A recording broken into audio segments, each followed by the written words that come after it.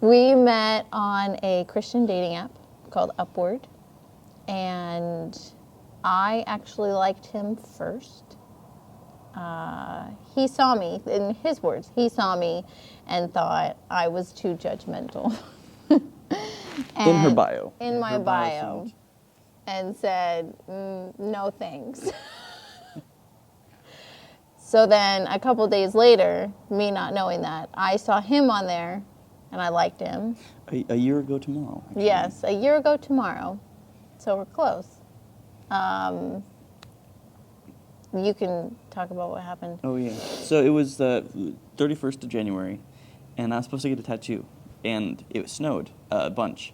And so the tattoo shop closed. So it was 4 o'clock in the afternoon on Sunday, and I'm sitting at home, kind of a little depressed because I was really looking forward to that tattoo. And then I had a notification that came from this app and says, Elizabeth, or somebody on the app likes you, or something like that. And I was like, okay, well, generally, when you get those kind of notifications, they are God's children, but they are not attractive. And it's like, oh, thanks, no thanks. And then I was like, wait a minute. This is the girl that I, swiped left on the other day, or, disliked. And I was like, well, maybe I messed up. And I sat there for 5 minutes, and I was, going over my head. I was looking through the pictures that she had posted on this app, and I was like, maybe I was judgy. Maybe, okay, well, this is odd. So then I was like, okay, well, then I liked her back, and not even 30 seconds later, and it was fast. Hey, Simeon, how's your snowy Sunday afternoon going? Makes me sound desperate. Yeah, I was like, it kind of took me, I was like, okay, well, all right. And I said, it's not bad. How's yours? And then, it was 4 o'clock, and we talked for 6 hours, just chatting.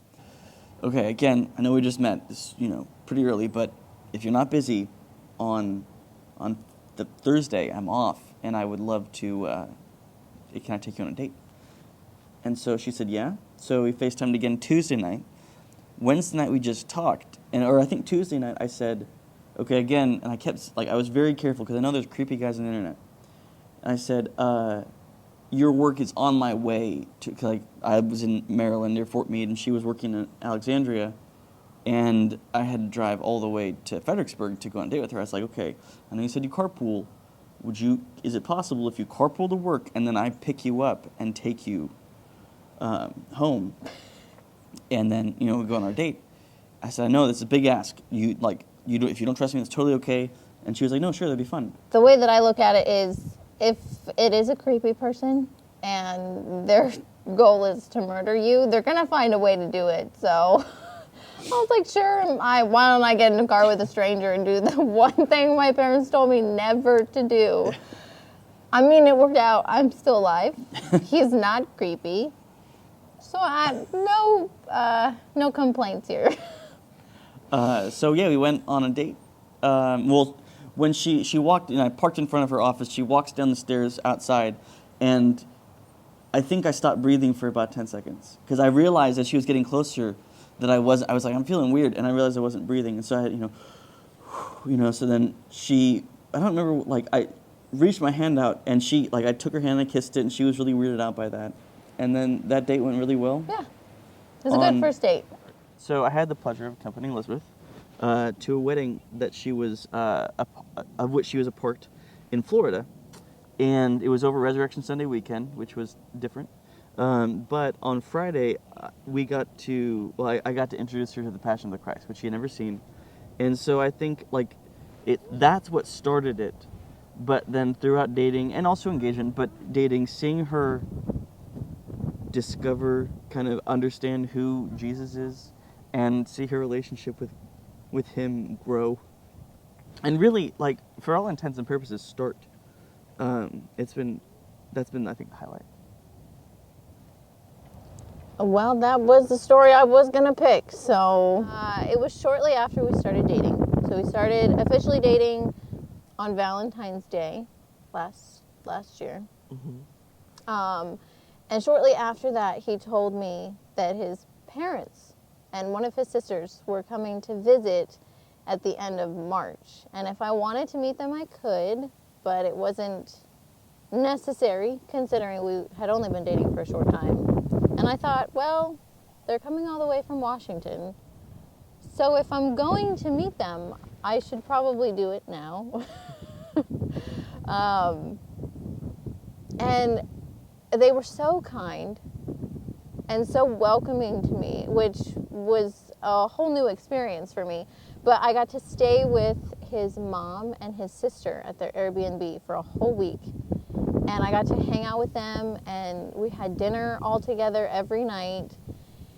And I got to see him with his family, which, dating somebody who's originally from the other side of the country, you don't really get that experience that early on. So being able to see him and how he interacts with people that have known him his entire life, and hearing them talk about Jesus, but also talking about life and just those things that you wouldn't normally talk about because you're not around your family. It was an eye-opening experience, but in a really good way. And it was a very, I think, tender week to just see that side of him. That's definitely a highlight. More than anything, probably her willingness to follow wherever God calls. In like a cliche way, there's like so many things that I love about him. With Elizabeth, it's always been, even if it's something she's not necessarily okay with, she's like, well, I'm willing to pray about it. Because if it's something that God wants you to do, He's going to want me to do it too. So if I feel convicted about it, then she'll pray about it to make sure it's, But I guess if I have to pick one, he's very sincere. He doesn't like the fact that he cries. He says all the time. It's just the fact that he cries more than I do. But I appreciate that he's not afraid to show emotion. I'm going to take a second. My darling Eliza, I love words. I love coming up with crazy ways to say things. But somehow, just the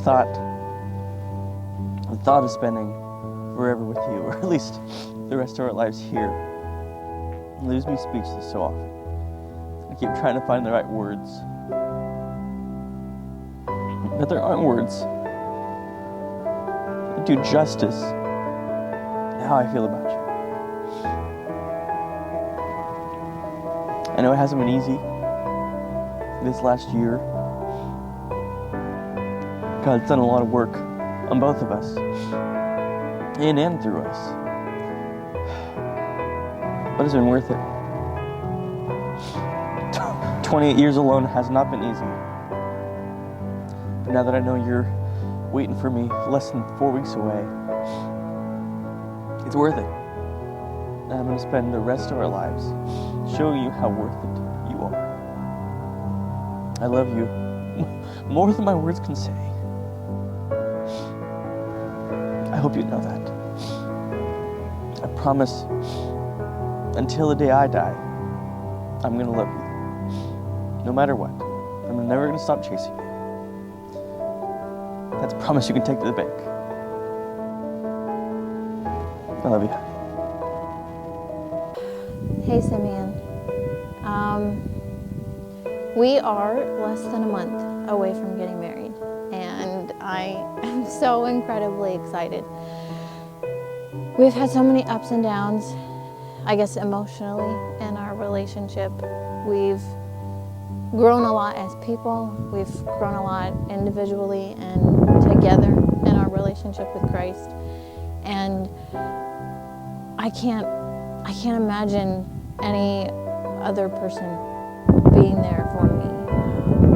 I can't imagine any other person spending the rest of my life with.